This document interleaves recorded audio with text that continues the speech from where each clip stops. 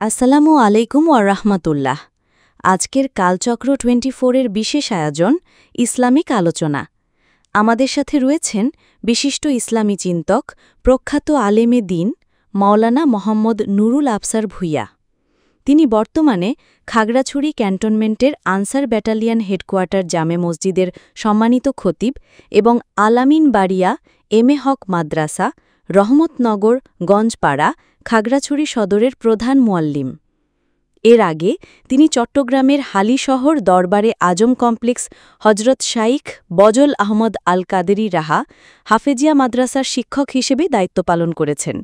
বর্তমানে তিনি খাগড়াছড়ি সদরের দক্ষিণ মেহেদিবাগ জামে মসজিদের পেশা ইমাম হিসেবে দায়িত্ব পালন করছেন। চলুন শুরু করি আজকের ইসলামিক আলোচনায়।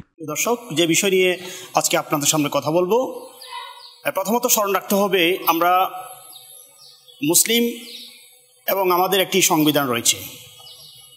মানুষ অবশ্যই মৃত্যুপথে যাত্রী, এটি সত্য।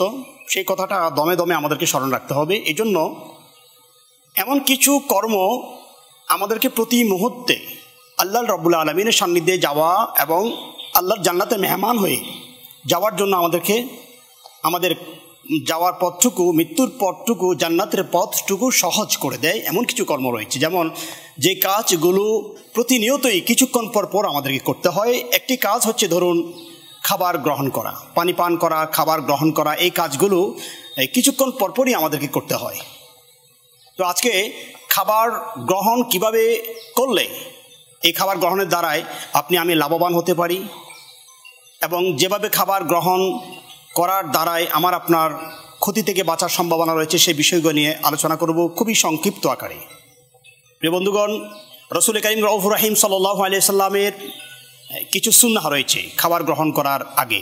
প্রথমত, আপনি যে কোনো খাবার গ্রহণ করার আগে চেষ্টা করবেন অন্তপক্ষে উযু করে নেওয়া। অর্থাৎ আল্লাহর হাবিব বলেছেন কমপক্ষে হাত মুখ আপনি ধুয়ে নেবেন, এরপরে আপনি দস্তরখানাতে বসবেন। এটি অবশ্যই খেয়াল রাখার চেষ্টা করতে হবে যতটুকু সম্ভব হয়। তারপরে কাজ হচ্ছে প্রথমে বিসমিল্লাহ বলে সামনের থেকে এবং ডান পাশ থেকে আপনি ছোট লোকমা দিয়ে খাবেন এবং বেশি করে চিপিয়ে খাবেন।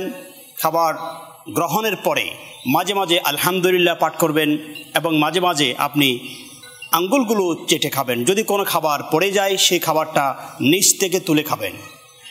এবং খাবারের মধ্যে কোনো ধরনের ত্রুটি, লবণ বেশি হতে পারে, হলুদ মরিচ বেশ কম হতে পারে, টেস্টের বেশ কম হতে পারে, সেই বিষয়গুলো নিয়ে খাবারের সমালোচনা করা যাবে না।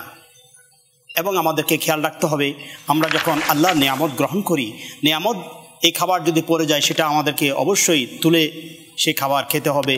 এবং আমরা যখন পানি পান করব সেই পানিটি আমাদেরকে অবশ্যই 3 ঢোকে পান করতে হবে। এবং অবশ্যই আমরা খাবার গ্রহণের সময় যখন বাঁ হাতে আমরা খাই তখন আমাদেরকে ডান হাতের সাহায্য নিতে হবে, বাঁ হাতের সাথে ডান হাতটা আমাদেরকে লাগাতে হবে। এবং এই পরিমাণে খাবার খেতে হবে যেই পরিমাণে খাবার খাওয়ার পরে, যেই পরিমাণে পানি গ্রহণ করার পরে, পানি পান করার পরে আমাদের আবার আরেকটু ক্ষুধা থেকে যায়। বলা হয়েছে পেটের ক্ষুধাকে 3 ভাগ করে 1 ভাগ আমরা খাবার গ্রহণ করব, 1 ভাগ পানি পান করব, 1 ভাগ আমাদের ক্ষুধার্ত থাকবে। এতে করে অনেক ধরনের ফায়দা রয়েছে। এবং খাবারের শেষে আল্লাহর শুকরিয়া আদায় করা, খাবারের পরে দোয়া করা এবং খাবারের প্লেট চেটে খাওয়া। আল্লাহ সুবহানাহু ওয়া তাআলা, আল্লাহর হাবিব ঘোষণা দিয়েছেন এই সুন্নাহগুলো পালনের মাধ্যমে কোনো ব্যক্তি যদি খাবার গ্রহণ করে এর দ্বারা তার রিজিকের দরজা প্রশস্ত হয়ে যায়, অভাব দূরীভূত হয়ে যায়। এবং এই সুন্নাহ পালন যদি আমরা না করি সেক্ষেত্রে গিয়ে মরদুদ, দুশ্মন, প্ররোচনাকারী শয়তান আমাদের যদি সঙ্গী হয়ে যায় সেক্ষেত্রে গিয়ে আল্লাহর অকৃতজ্ঞ বান্দাদের মধ্যে আমরা পড়ে যাব। আমরা যদি সুন্নাহগুলো পালন না করি, আল্লাহ সুবহানাহু ওয়া তাআলা কোরআন পাকের মধ্যে যে বলেছেন লা ইন শাকারতুম লা আযীদান্নাকুম ওয়া লা ইন কাফারতুম ইন্না আযাবি লাশাদীদ। আল্লাহর নিয়ামতের শুকরিয়া যারা আদায় করে আল্লাহ তাআলা নিয়ামত বৃদ্ধি করে দেয়। আমরা যদি সুন্নাহগুলো যদি আদায় না করি আমাদের নিয়ামত আল্লাহ কেড়ে নেবেন, রিজিকের দরজা সংকুচিত হয়ে যাবেন, আপনি নিয়ামত থেকে বঞ্চিত হব। আর যদি এই সুন্নাহগুলো পালন করি আপনার জন্য আল্লাহ সুবহানাহু ওয়া তাআলার দরবার থেকে রিজিকের দরজা প্রশস্ত করে দেওয়া হবে, রিজিকের মধ্যে বরকত দেওয়া হবে। এবং এই খাবার গ্রহণ করার মাধ্যমে দেশ, জনগণ, জাতি, মানুষের সেবা, ইসলামের নেক কাজ, ভালো কাজ করার তৌফিক আল্লাহ তাআলা বৃদ্ধি করে দিবেন। আল্লাহ সুবহানাহু ওয়া তাআলা প্রত্যেককে প্রত্যেকটি কাজ ইসলামের বিধিবিধান মোতাবেক ইবাদত হিসাবে করার জন্য তৌফিক দান করে আজকের জন্য এখানে ইতি ওয়াখির দাওয়ানা আলহামদুলিল্লাহ আলামিন। আসসালামু আলাইকুম ওয়া রাহমাতুল্লাহ।